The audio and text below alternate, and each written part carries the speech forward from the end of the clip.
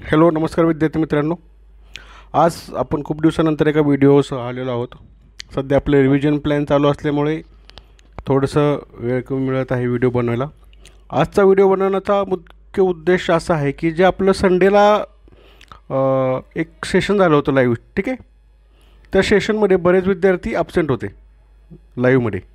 तर त्यांना त्याचा नेमका फॉर्मॅट काय झाला, नेमका आपण रीडिंगबद्दल काय सांगितलं, शॉर्ट नोट्स कशा काढायच्या किंवा रिव्हिजन कशी करायची याबद्दल आपण त्यांना मार्गदर्शन केलं त्याच्यामध्ये. आणि त्या पद्धतीनं बऱ्याच विद्यार्थ्यांनी स्क्रीनशॉट मी त्यांचे ग्रुपवर शेअर केल्यामुळे आता त्यांचं डिमांड वाढली की सर याचा व्हिडिओ बनवा, याचा व्हिडिओ बनवा, किंवा ते सेशन लवकर अपलोड पण होत नाही आहे. त्यामुळं आज मी फास्टमध्ये एक म्हणलं व्हिडिओ बनवून सर्वांना शेअर करावं की रीडिंग कसं करावं, रिव्हिजन कसं करावं ह्याबद्दल आपल्याला मुळातच बेसिक थोडीशी माहिती मी आज देणार आहे, ठीक आहे. अगदी शॉर्टमध्ये हा व्हिडिओ बनवते. एक लक्षात घ्या, समजा पहिल्यांदा तुम्ही जर एखादा टॉपिक घेतला तर वाचन कसं करायचं, त्याचे स्टेप काय असले पाहिजेत, आणि त्यानंतर रिव्हिजन कसं करायचं, रिव्हिजनमध्ये रिकॉल आणि रिवाईजमध्ये याच्यातला फरक काय नेमका समजून घ्यायचा, ठीक आहे. आता समजा आपण उदाहरणासाठी घेऊया घटनेची पार्श्वभूमी, ठीक आहे. आता एक टॉपिक आपण घेऊया, ठीक आहे. घटनेची पार्श्वभूमी तुम्ही कोणताही टॉपिक घेऊ शकता, कोणत्याही पुस्तकातील. आता मी तुम्हाला हा एक टॉपिक घेऊन तुम्हाला सांगतो उदाहरण की नेमकं कसं असावं आपलं रीडिंग किंवा आपले स्टेज कशा असावेत. आपण 7 स्टेजमध्ये टोटल ह्या अभ्यासाच्या मेथड आपण आपल्या मेंटरशिपमध्ये घेत असतो, ठीक आहे. तर आपण पहिल्यांदा काय सांगतो की तुम्ही ज्यावेळेस टॉपिक सुरू कराल त्यावेळेस तुम्हाला पहिली मेथड असणार आहे ती म्हणजे तुम्ही ते PYQ फक्त रीड करायचे त्याचे, ठीक आहे. PYQ रीड करायचे. एक लक्षात घ्या, तुम्हाला PYQ नेमकं काय वाचायचं हे सांगतं, ठीक आहे. आणि घटनेची पार्श्वभूमीचं PYQ तुम्ही ज्यावेळेस रीड कराल त्यावेळी या टॉपिकमध्ये तुम्हाला काय काय पुढं रीड करायचं आहे आणि ते कोणत्या डेप्थपर्यंत करायचं आहे हे तुम्हाला समजून येतं. पण लक्षात घ्या, PYQ रीड करायचे, ठीक आहे. ॲनालिसिस नाही. ॲनालिसिस तर आपण पुढं बघणार आहोत. पहिल्यांदा तुम्हाला त्या घटनेचे किंवा त्या टॉपिकचे PYQ नुसते रीड करून घ्यायचे आणि समजून घ्यायचे की आपल्याला त्या टॉपिकमधून काय वाचायचं आहे. दुसरा पॉईंट तुम्ही काय करायचं, तर सेम टॉपिक जर स्टेट बोर्ड, ठीक आहे, स्टेट बोर्ड किंवा NCERT, स्टेट बोर्ड किंवा जे इंग्लिश मिडियमचे विद्यार्थी आहेत त्यांनी NCERT वापरा, मराठी मिडियमच्या विद्यार्थ्यांनी स्टेट बोर्ड वापरू शकता. आता हा टॉपिक आहे पॉलिटीचा. तर पॉलिटीच्या स्टेट बोर्डमध्ये घटनेची पार्श्वभूमी संबंधित जर एखादा टॉपिक दिला असेल तर तो स्टेट बोर्डमधून करून घ्यायचा किंवा इंग्लिशवाल्यांनी NCERTमधून तो वाचून घ्यायचा, ठीक आहे. पहिल्यांदा PYQ बघायचे, त्यानंतर तो topic same topic state board किंवा NCERTमधून तुम्हाला वाचून घ्यायचा आहे. थर्ड स्टेज तुम्हाला काय येणार आहे तर रेफरन्स बुक, ठीक आहे. थर्ड स्टेजला तुम्हाला काय येणार तर रेफरन्स बुक. आता घटनेची पार्श्वभूमी पॉलिटी हा विषय, तर पॉलिटीला रेफरन्स बुक कोणाचं आहे तर लक्ष्मीकांत, ठीक आहे. लक्ष्मीकांत यांचं पुस्तक आहे.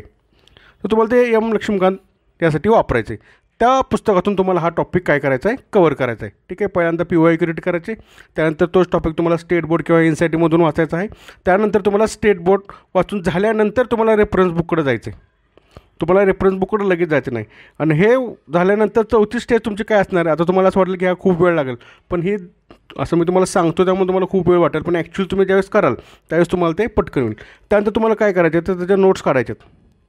मग ज्यावेळेस तुमचं फर्स्ट रीडिंग झाल्यानंतर आता तुम्हाला ॲक्च्युली सेकंड होणार, इथं फर्स्ट होणार, इथं सेकंड होणार, पण त्यावेळेस तुम्हाला बऱ्यापैकी अंदाज येणार. तर तुम्ही काय करायचं, जेवढं काय तुम्हाला इम्पॉर्टन्स तुमच्या PYQ रीडमधून किंवा स्टेट बोर्डमधून आणि रेफरन्स बुकमधून जेवढं काही तुम्हाला महत्त्वपूर्ण वाटत आहे तेवढं तुम्ही काय करायचं आहे तर तुम्ही त्याच्यात तुमच्या शॉर्ट नोट्स काढायच्यात. आता शॉर्ट नोट्स कशा काढायच्या, आपल्या बटन शॉर्ट नोट्स किंवा ॲरो शॉर्ट नोट्स आपला तो सेशन आहे तो बघून घ्या, त्यानुसार तुम्हाला शॉर्ट नोट्स काढायच्यात, ठीक आहे. ह्या शॉर्ट नोट्स काढून झाल्यानंतर किंवा मार्केटमध्ये जर अवेलेबल असेल ते वापरलं तरी तुम्हाला चालेल, पण माझा मुख्य भर असतो की तुम्ही स्वतः शॉर्ट नोट्स काढायला सुरुवात करणं गरजेचं आहे, ठीक आहे. भले तुम्हाला पहिल्याच प्रयत्नामध्ये शॉर्ट नोट्स काढता येणार नाहीत, पण तुम्ही ॲटलिस्ट ट्राय तर करणं गरजेचं आहे.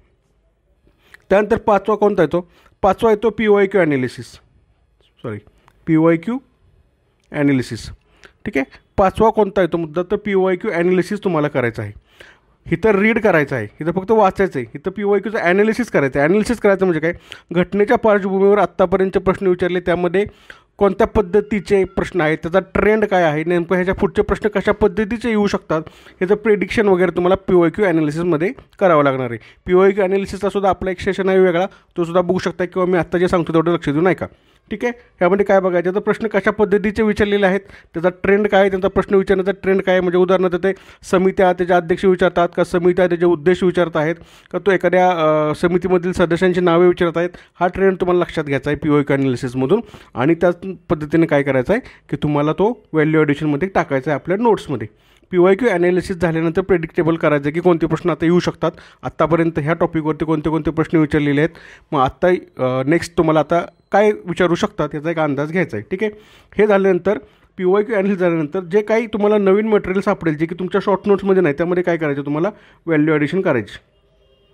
ठीक आहे, 5व्या स्टेजनंतर तुमच्या नोट्समध्ये व्हॅल्यू ॲडिशन करायचे.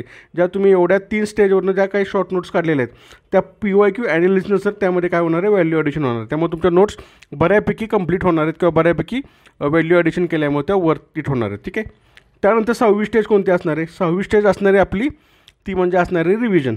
ठीक आहे, ती रिव्हिजनची स्टेज असणार आहे. तर रिव्हिजनमध्ये आपण 2 पद्धती चर्चा केली होती. एक पद्धत काय असणार आहे तर रिवाईज, आणि दुसरी कोण असणार आहे तर रिकॉल. ठीक आहे, रिवाईज आणि रिकॉल आपल्याला करायचं आहे. आता रिव्हिजन म्हणजे काय, रिव्हिजन आणि रिपिटेशनमध्ये फरक आहे.